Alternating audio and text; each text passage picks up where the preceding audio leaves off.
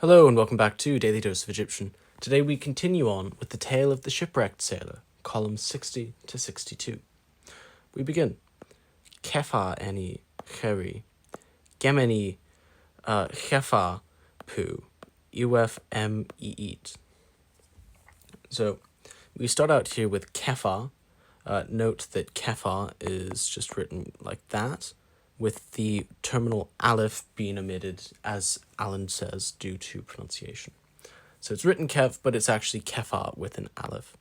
So when I uncovered, this being a Sejmenef form,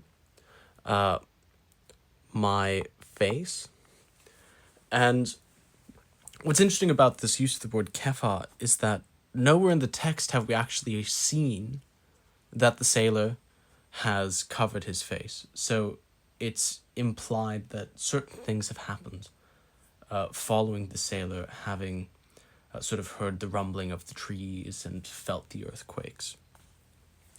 And clearly since then he's covered his face. So when I uncovered my face, I discovered it was a snake.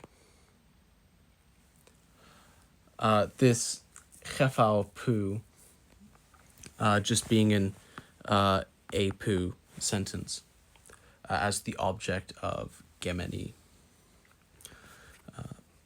And he was coming.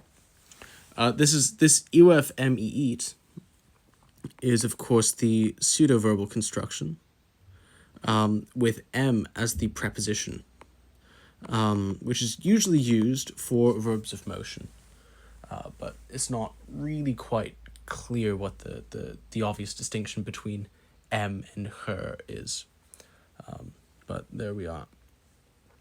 I translated "and he was coming" as a kind of subordinate clause or dependent sentence, because this eet is, I think, denoting something that's concurrent to discovering it was a snake. Because eu can be a subordinate marker, even though in Old Egyptian and sort of older classical Middle Egyptian, eu really only is used to denote independent clauses. As Middle Egyptian evolves, and certainly by the time we get to Late Egyptian, you also can mark subordination, which is how I'm choosing to translate it here. Now, there's something interesting that we can also say about the use of the kefa eni and the gemeni, these two Sejmenefs, and that is that we can take them really in one of two ways. The first way is just to say that they're Sejmenefs of consecutive action, and because they're probably temporal in some sense, we can say, when I uncovered my face, I discovered. That is, these are two logically connected events. The second way, and a way which I think is a bit more elegant perhaps, is to take these both as emphatic Sejmenefs, with this gemeni clause being emphasized.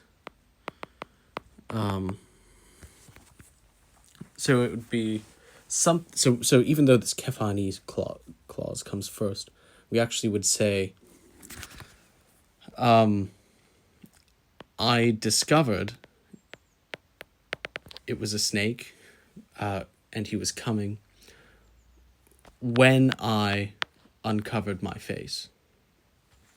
And that is because the second clause is the one being emphasized by the use of two nominal Sejmenefs.